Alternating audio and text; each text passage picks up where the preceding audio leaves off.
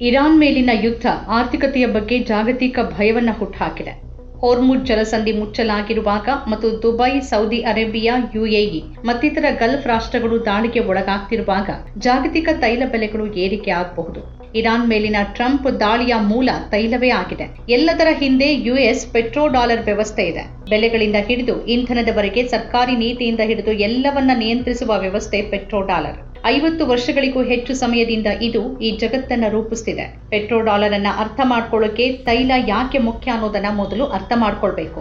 ಕಾರುಗಳು, ವಿಮಾನಗಳು ಮತ್ತು ಹಡಗುಗಳಿಗೆ ಇಂಧನವಾಗಿ ಬಳಸೋದ್ರಿಂದ ಹಿಡಿದು ನಮ್ಮ ಆಧುನಿಕ ಆರ್ಥಿಕತೆ ಮೂಲತಃ ಎಲ್ಲದಕ್ಕೂ ತೈಲವನ್ನೇ ಅವಲಂಬಿಸಿದೆ. ತೈಲ ಬಹಳ ಮುಖ್ಯವಾದ ಕಾರಣ ದೇಶಗಳು ನಿರಂತರವಾಗಿ ಅದನ್ನ ಖರೀದಿಸ್ತಿವೆ ಮತ್ತು ಮಾರಾಟ ಮಾಡ್ತಿವೆ. ಕೆಲ ದೇಶಗಳು ಸೌದಿ ಅರೇಬಿಯಾದಂತೆ ಬಹಳಷ್ಟು ತೈಲ ಉತ್ಪಾದಿಸುತ್ತೆ, ಮತ್ತೆ ಕೆಲವು ದೇಶಗಳು ಬಹಳಷ್ಟು ಬಳಸುತ್ತೆ. ಆದರೆ ಜಪಾನ್ ಅಂತೆ ಹೆಚ್ಚು ಉತ್ಪಾದನೆ ಮಾಡುವುದಿಲ್ಲ. ಇದು ಬೃಹತ್ ಜಾಗತಿಕ ತೈಲ ಮಾರುಕಟ್ಟೆಯನ್ನು ಸೃಷ್ಟಿ ಮಾಡುತ್ತೆ.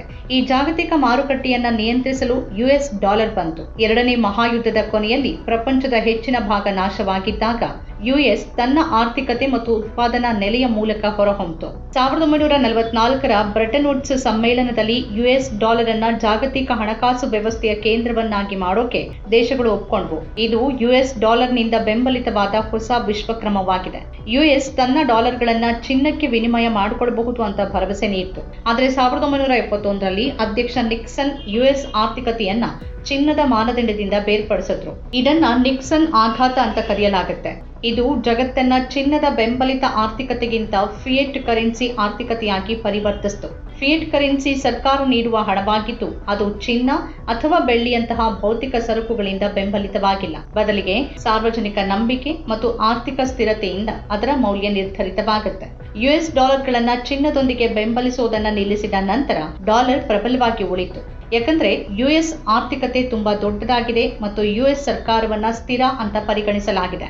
ಅಲ್ಲದೆ ಅನೇಕ ಜಾಗತಿಕ ವಹಿವಾಟುಗಳನ್ನ ಈಗಾಗಲೇ ಡಾಲರ್ಗಳಲ್ಲಿ ಮಾಡಲಾಗಿತ್ತು. ಆದ್ರಿಂದ ಡಾಲರ್ ವಿಶ್ವದ ಮೀಸಲು ಕರೆನ್ಸಿ ಅಂತ ಕರೆಯಲ್ಪಡ್ತು. 1973ರಲ್ಲಿ ಜಗತ್ತು ಒಪೆಕ್ ತೈಲ ಬಿಕ್ಕಟ್ಟನ್ನು ಅನುಭವಿಸಿತು. ರಾಜಕೀಯ ಹತೋಟಿ ಪಡೆಯಲು ಅರಬ್ ತೈಲ ಉತ್ಪಾದಿಸುವ ದೇಶಗಳು ಯುಎಸ್ ಸೇರಿದಂತೆ ಯುದ್ಧದಲ್ಲಿ ಇಸ್ರೇಲ್ ಅನ್ನ ಬೆಂಬಲಿಸುವ ದೇಶಗಳಿಗೆ ತೈಲ ಮಾರಾಟ ಮಾಡುವುದನ್ನು ನಿಲ್ಲಿಸಿದಾಗ ಈ ಬಿಕ್ಕಟ್ಟು ಸಂಭವಿಸಿತು. ಇದು ತೈಲ ಬೆಲೆಗಳು 4 ಪಟ್ಟು ಹೆಚ್ಚಾಗೋಕೆ ಕಾರಣ ಆಯಿತು ಮತ್ತು ಪಾಶ್ಚಿಮಾತ್ಯ ಆರ್ಥಿಕತೆಗಳಲ್ಲಿ ಬೃಹತ್ ಕೊರತೆ ಮತ್ತು ತೀವ್ರ ಹಣದುಬ್ಬರಕ್ಕೆ ಕಾರಣ ಆಯಿತು. ಇದಕ್ಕೆ ಪ್ರತಿಕ್ರಿಯೆಯಾಗಿ ವಿಶ್ವದ ಅತಿದೊಡ್ಡ ತೈಲ ಉತ್ಪಾದಕ ದೇಶಗಳಲ್ಲಿ ಒಂದಾದ ಸೌದಿ ಅರೇಬಿಯಾದೊಂದಿಗೆ ಯುಎಸ್ ಒಂದು ಪ್ರಮುಖ ಒಪ್ಪಂದವನ್ನ ಮಾಡಿಕೊಳ್ತು.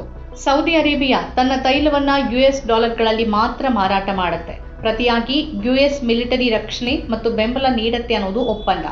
ಸೌದಿ ಅರೇಬಿಯಾ ತೈಲ ಉತ್ಪಾದಿಸುವ ದೇಶಗಳಲ್ಲಿ ಅತಿ ದೊಡ್ಡದಾಗಿರೋದ್ರಿಂದ ಇತರ ದೇಶಗಳು ಕೂಡ ಅದನ್ನ ಅನುಸರಿಸಬೇಕಾಯಿತು.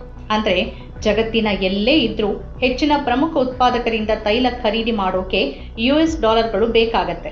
ಈ ವ್ಯವಸ್ಥೆಯನ್ನ ಪೆಟ್ರೋ ಡಾಲರ್ ವ್ಯವಸ್ಥೆ ಅಂತ ಕರೆಯಲಾಗುತ್ತೆ. ಪ್ರತಿಯೊಂದು ದೇಶಕ್ಕೂ ತೈಲ ಬೇಕಾದ್ರೆ ಮತ್ತು ತೈಲವನ್ನ ಡಾಲರ್ಗಳಲ್ಲಿ ಮಾರಾಟ ಮಾಡಿದ್ರೆ ಪ್ರತಿ ದೇಶಕ್ಕೂ ಡಾಲರ್ಗಳು ಬೇಕಾಗತ್ತೆ. ಜಪಾನ್ ಅಂತಹ ದೇಶ ಹೆಚ್ಚು ತೈಲವನ್ನ ಉತ್ಪಾದನೆ ಮಾಡೋದಿಲ್ಲ, ಆದ್ರೆ ಆರ್ಥಿಕತೆಗೆ ಶಕ್ತಿ ತುಂಬಲು ತೈಲ ಬೇಕು. ತೈಲ ಖರೀದಿ ಮಾಡೋಕೆ ಮೊದಲು ಯುಎಸ್ ಡಾಲರ್ಗಳನ್ನ ಪಡಿಬೇಕು. ಇದು ಯುಎಸ್ ಡಾಲರ್ಗೆ ನಿರಂತರ ಜಾಗತಿಕ ಬೇಡಿಕೆಯನ್ನ ಸೃಷ್ಟಿ ಮಾಡುತ್ತೆ ಮತ್ತು ಅದರಿಂದಾಗಿ ಯುಎಸ್ಗೆ ಪ್ರಮುಖ ಅನುಕೂಲಗಳು ಒದಗುತ್ತೆ.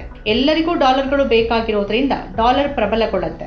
ಇದು ಯುಎಸ್ ಸರ್ಕಾರ ಹೆಚ್ಚು ಸುಲಭವಾಗಿ ಮತ್ತು ಕಡಿಮೆ ಬಡ್ಡಿ ದರದಲ್ಲಿ ಹಣ ಎರವಲು ಪಡೆಯಲು ಅನುವು ಮಾಡಿಕೊಡುತ್ತೆ. ಅಂದ್ರೆ ಯುಎಸ್ ಇತರ ದೇಶಗಳ ಮೇಲೆ ಪ್ರಭಾವ ಬೀರಲು ನಿರ್ಬಂಧಗಳಂತಹ ಹಣಕಾಸು ವ್ಯವಸ್ಥೆಗಳನ್ನು ಬಳಸಬಹುದು. ಯಾಕಂದ್ರೆ ಅನೇಕ ಅಂತಾರಾಷ್ಟ್ರೀಯ ವಹಿವಾಟುಗಳು ಯುಎಸ್ ಬ್ಯಾಂಕುಗಳ ಮೂಲಕ ನಡೆಯುತ್ತೆ. ಸರಳವಾಗಿ ಹೇಳೋದಾದ್ರೆ ಪೆಟ್ರೋ ಡಾಲರ್ ಯುಎಸ್ ಡಾಲರ್ ಅನ್ನ ವಿಶ್ವ ಆರ್ಥಿಕತೆಯ ಕೇಂದ್ರದಲ್ಲಿಡೋಕೆ ಸಹಾಯ ಮಾಡುತ್ತೆ.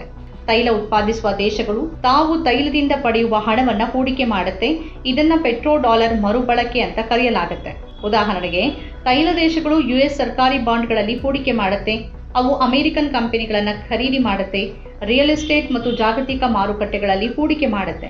ಹಾಗಾಗಿ ಡಾಲರ್ಗಳು ಹೆಚ್ಚಾಗಿ ಅಮೆರಿಕದ ಹಣಕಾಸು ವ್ಯವಸ್ಥೆಗೆ ಹಿಂತಿರುಗುತ್ತೆ.